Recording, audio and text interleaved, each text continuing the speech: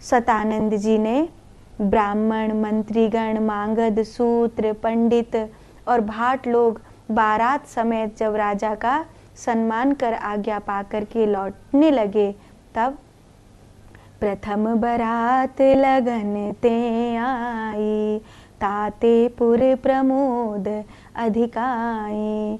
ब्रह्मानंदु लोक सब लहही, बड़हि दिवस निसी विधि सन कहीं।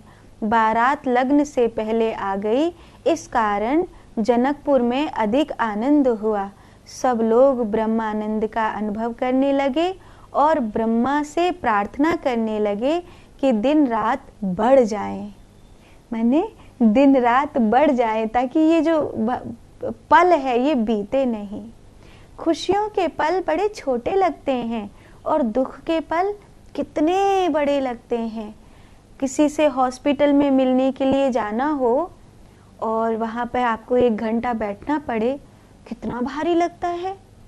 और कहीं किसी उत्सव में इस प्रकार कहीं जाना हो, तब तो ऐसा लगता है कि कभी 1 घंटा निकल गया, थोड़ी सी देर और बैठ जाओ। अभी आज सुबह की ही बात है, मुंबई से एक फैमिली आई थी, तो करीब करीब हम पौन घंटे उनको समय दिए थे और उनकी सारी बातें भी सुनी थी, उनसे बहुत सारी बातें भी करी थी। चलते चलते जो पीछे एक मैया बैठी थी, वो कह रही, महाराज जी थोड़ी देर और बैठ जाते थोड़ी देर और दर्शन दे देते। तो माने संत मिलन में व्यक्ति को ऐसा लगता है कि मन भरा नहीं है। हमने कहा कि पौन घंटे से अधिक हो गया है जो समय हमने आपको दिया है। तो दोपहर एक मैया आई थी, वो कह रही थी कि अभी आपको ठीक से देखा नहीं है, मैं तो पहली बार आई हूँ, मेरे ये वाले प्रश्न, उन्होंने कम से कम इतने प्रश्न पूछे कि उनके प्रश्नों को उत्तर देते देते मुझको आधा घंटा हो गया। तो मन कहाँ भरता है?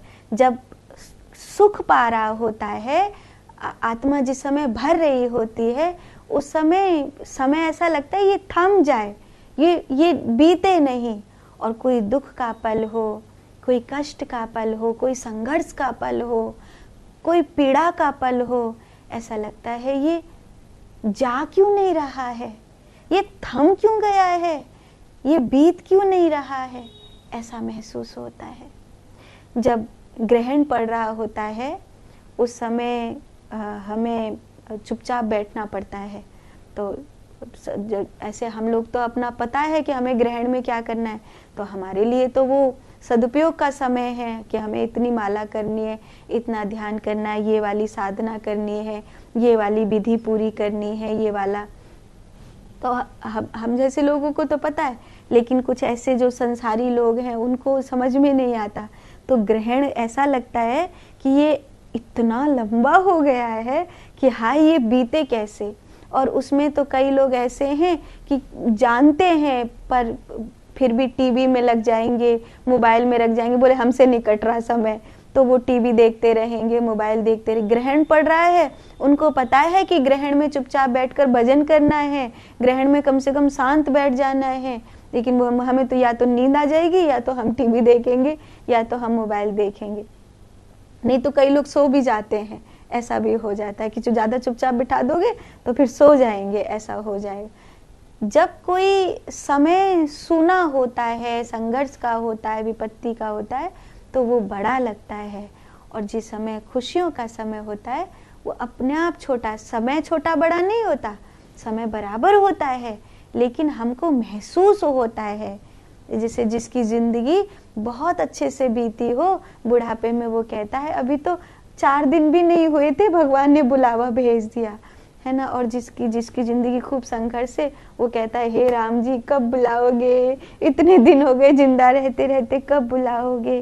तो ऐसे जनकपुर वासी हैं, वो इतनी प्यारी बारात आई है, ऐसा सब कुछ हो रहा है, तो ऐसा लग रहा है कि ये दिन और रात बढ़ क्यों नहीं जाते हैं, ये दिन और रात बढ़ जाए, ऐसा लगने लगा।